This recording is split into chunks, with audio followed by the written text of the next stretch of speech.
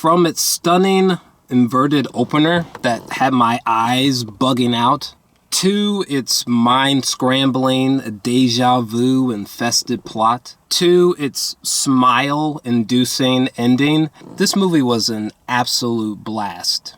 Be it film, video game-wise, TV series, something animated, whatever. What I'm trying to say is that this film universe should continue. This universe is just so badass, it's so mysterious, it's so overflowing with originality. However, one problem. This movie is getting really mixed reactions. But I don't think that this should scare people off. I mean, the Wachowskis have been making divisive movies or content since 2003, so I don't think anyone should be surprised by the immediate reaction to this movie so far. So, The Matrix from 1999 is my favorite film of all time. This has not changed since my mother walked me out of the theaters in 1999.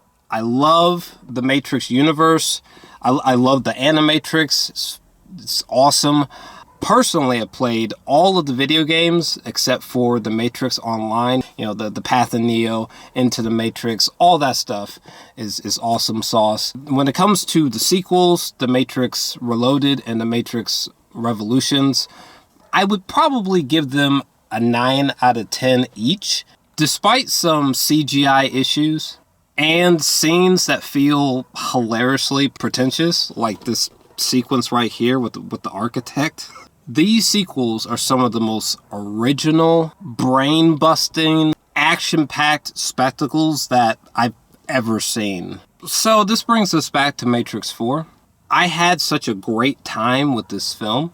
I'm totally digging the new character Bugs, who feels like a more awesome version of the character Michael Carl Popper. Yeah, I could totally see a Matrix film or series with the main character being Bugs, and she's leading us through new adventures. Neil Patrick Harris and Jonathan Groff are really fun to watch as these juicy, villainous characters. Especially Jonathan, who I've loved since I've seen him in the 2017 series, Mindhunter. Many people will complain that this movie is nostalgic overload, which is hilarious because a lot of those same people are out here praising, putting up on a pedestal, Spider-Man No Way Home.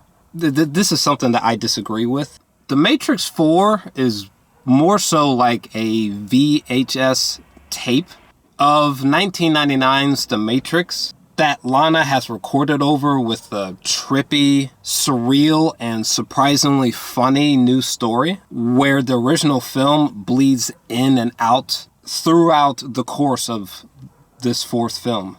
It's trippy stuff. There's so many Easter eggs that I can't wait to examine.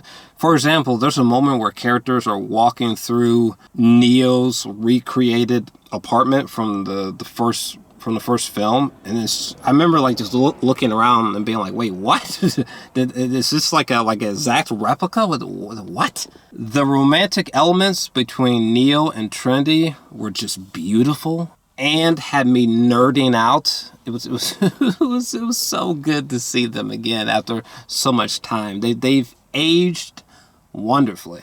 I loved visiting the real world after so much time has passed and learning the current state of man versus machine. The action scenes are unusually vivid for me, like strange lucid dreams playing before my eyes. The chase scenes with Neo and Trinity in the third act on a motorcycle at night speeding through downtown contains some wild imagery. The action is always visceral, bloody, and very cool to behold. The last few minutes, like the last 10, 15-ish minutes, had me grinning like a psychopath. As far as flaws are concerned, I really don't like the cinematography. The last 3 movies were shot on film, And I wish the fourth film followed the same path. I just prefer that kind of look. The fourth film is just too digital. It's like someone took the cameras from BBC's Planet Earth and used them to film here, which is problematic because those aren't meant to be used for movies. They're meant to film nature. It's like watching Gemini Man with Will Smith, like watching that in 120 frames per second, which also does not feel very filmic. The visual look for the fourth film just didn't seem, just wasn't cinematic enough for me. Also, the action scenes are 10,000 times more epic and extravagant in the last three movies. Another issue I had was there were times where the monologues from the analyst and Smith, there were times where they just felt a little too over the top and long-winded. But flaws aside, if you enjoyed the original trilogy and this film universe like I do, I personally feel this fourth film is a lot of weird, unpredictable, dreamy fun. Personally, I'm feeling a 8 out of 10 for Matrix Resurrections.